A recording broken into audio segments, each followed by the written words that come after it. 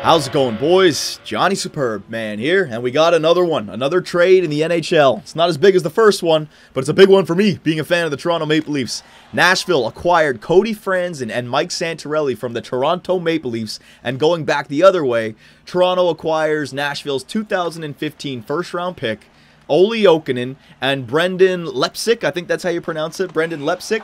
So I want to talk about this trade, give my opinion about it, because, you know, I've been reading a lot of comments, a lot of people saying that the Toronto Maple Leafs got shafted in this deal. So I want to clear all the confusion here, because I do think it's a good trade for both teams, all right? So first, we'll talk about the Nashville Predators. What did they get? First, we'll talk about Cody Franson. They bring back Cody Franson, which, well, you know, the Nashville Predators, they were the team that drafted Cody Franson, right? So there will be some familiarities there. Cody Franson knows what the franchise is about. He's got maybe some roster players he still knows, right? And the Nashville Predator management knows exactly what they're bringing back in. And he fits in on their roster right now because you have an injured Ryan Ellis who's out right now. I tried to figure out when he was coming back. They said that it's a lower body injury, that his return is, you know, they don't have a timetable for it just now. So you can replace that offensive right-handed shot that Ryan Ellis brought with Cody Franson, right? So that helps out their playoff run.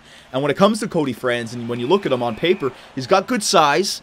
All right, so when he's down in the corners, you know, you see him put that big mitt on players' chests, and he just pushes. Man, he's got some strength. He can put you right to the ground, right? He's got great size on him. He's got a great shot, but not exactly a sniper shot. When you watch him on the point, he kind of does like this half slapper, but what I love about Franson's shot is he will always hit the net. The guy does not miss the net. It's not like Dion Phaneuf, who will send a puck 5 feet wide. He always hits the net, all right? And just because of that, he gets a lot of goals and a lot of assists. Get a team that puts a lot of players on front of the net, get some rebounds, get some deflections. This guy could be a Norris Trophy winner with all those shots that he gets through, man. I'm telling you, the amount of assists this guy can get just based off his shot, it is scary. And for a big man, he's got good puck handling. You look at him sometimes, and sometimes he makes a good little move to make a breakout pass, and you think, wow, this guy's, you know, he's got something special.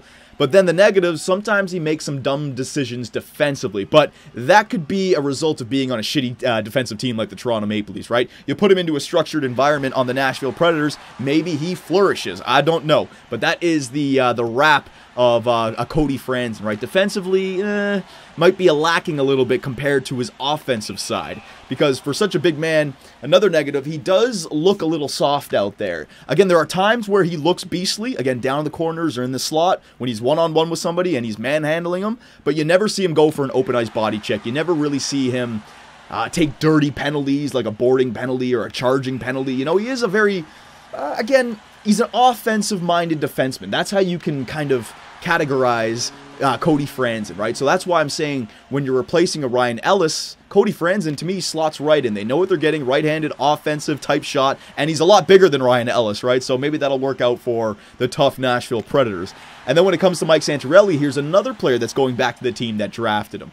And to me, you know, Santorelli, for us this year, he played the center position, he played the wing position because he does have speed. But to me, for the Nashville Predators, you slot him right behind Mike Ribeiro and Fisher as the third-line center, all right? They traded Olli Jokinen away, and, you know, I don't know what Olli Jokinen did for the Nashville Predators this year. I don't know what kind of situation they put him in, but he's 36 years old. He only has 6 points in 48 games played. So if you're moving that roster forward out and you're bringing in a younger, faster Mike Santorelli, who's having a great year with the Toronto Maple Leafs, I think that really does help out your playoff hopes this year, right? So it makes sense to me. And when it comes to Santorelli, the positives, obviously his speed. The guy's a speedy player, and if you put him on the third line, he's going to fool defenders. All of a sudden, the first wave goes off, the second wave goes off. You guys think you have a break, and here comes speedy Mike Santorelli around the bend, opening up a 2-on-1 or maybe even a breakaway, right? So you got to watch out for his speed. He's dependable defensively. He's one of the only 3 Leaf forwards who are a plus this season. Daniel Winnick and Leo Komarov, I think, are the other two, right? So you can depend on him, which is necessary for a playoff-bound team. And he can also kill penalties. His face-off percentage is slightly below 50%, right? But as the third-line center, you put him out there, he can be on the penalty kill. And again, in combination with his speed, he could get a shorty or two because he just makes a play at the blue line and he's gone. He's going to beat the defender if he gets that extra push before the other guy while he's flat-footed, right? So I see only positives for Mike Santorelli in this position. The only negative I could find for Mike Santorelli is that he has no playoff experience whatsoever. He has never laced them up for a playoff game. So maybe he's good for a mistake or two in game 1 of your playoff series, right? I don't know. You could overlook that point, but I was trying to find a negative for him. No playoff experience, but I really think that's a great trade for the Nashville Predators. And going back the other way to the Toronto Maple Leafs, you know, now we have 2 first-round picks this year, which is fucking fantastic. I'm so tired of being considered or looking at the Toronto Maple Leafs and thinking that we're a mediocre team. We're not a playoff team, but we're a team that just misses the playoffs by 1 or 2 positions. That doesn't help your franchise at all, and that's where the Toronto Maple Leafs have been for like the last 5 years, all right? Before we talk about the trade, I'm going to give you guys a little bit of a stat. Going back to the Ron Wilson, Brian Burke, Randy Carlyle era, right? We've let so many players walk that at one point had value, all right? Nikolai Kulemin, we let him walk off the team because we couldn't afford to sign him anymore. There was a time where he had a 30-goal season. We could have dropped him for a first-round pick, all right? That's what Burke was saying anyways. Clark MacArthur, same thing. The year that Cooley had 30, the guy had like 60 points. You could have dumped him off for a first-round pick. Mikhail, I always say Grabovski, Mikhail Grabovski, same thing, all right? He had a great year. These guys were all on the same line, in fact. We could have traded him. What did we do? We signed him to a 5-year, $5 million contract, and no one wants him anymore. We had to buy him out. Mason Raymond, fucking last year, we signed him to a great contract. We hold him on to the year because we think we can make the playoffs. Where does he go? He goes to Calgary for 3 years at $3 million. I mean, we got so many players that we think they're going to lead us to the playoffs, and then the 18-wheeler falls off the cliff, and they just walk for nothing. And that's why the Toronto Maple Leafs have been stuck in fucking mediocre purgatory over the last like 5 years, fucking 10 years. All right, we've been a horrible team for so long. So the reason I like this trade is because we finally have just labeled ourselves as rebuilders. All right, we're not going to let Cody Franson walk because he was an unrestricted free agent this year. We're not going to let Mike Santorelli walk. He was going to be an unrestricted free agent this year. Trade him. All right, trade him. Get some draft picks. Get some younger players, and just label yourselves as a rebuilding team and bring some younger talent in. Stop letting players who have value walk, all right? So that's why I like this trade. Now, we have 2 first-round picks this year, which is good. Now, the Nashville pick is probably going to be late, but I don't care. All right, get on your scouting and bring some talent in. Olli Jokinen, I don't really see him playing a game for the Toronto Maple Leafs. I think they're just going to flip him to another playoff-bound team that would want some depth, maybe for a 5th-round pick or something like that. I don't even know how much you get for Olli Jokinen, but get him out of there. Get a pick. He's not gonna do anything for the Toronto Maple Leafs. All right, so flip him for a pick.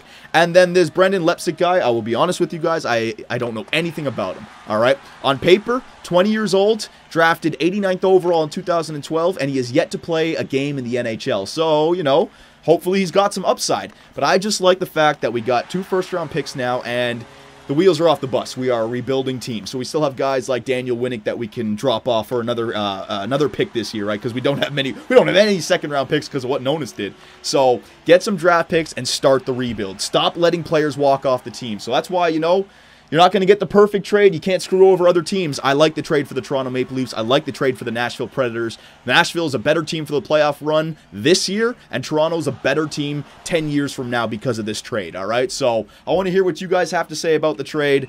I think it's a good one. If I have to pick a winner, I got to say the Nashville Predators, because even though Cody Franson might just be a rental, because I don't know if you're going to be able to sign him to like a 7-year, $5 million deal, because some team probably will. Mike Santorelli, maybe like a 3-year, $3 million, something like that, right? They're both rental players. If you can sign them, they're both young enough that you could sign them to, you know, smaller contracts.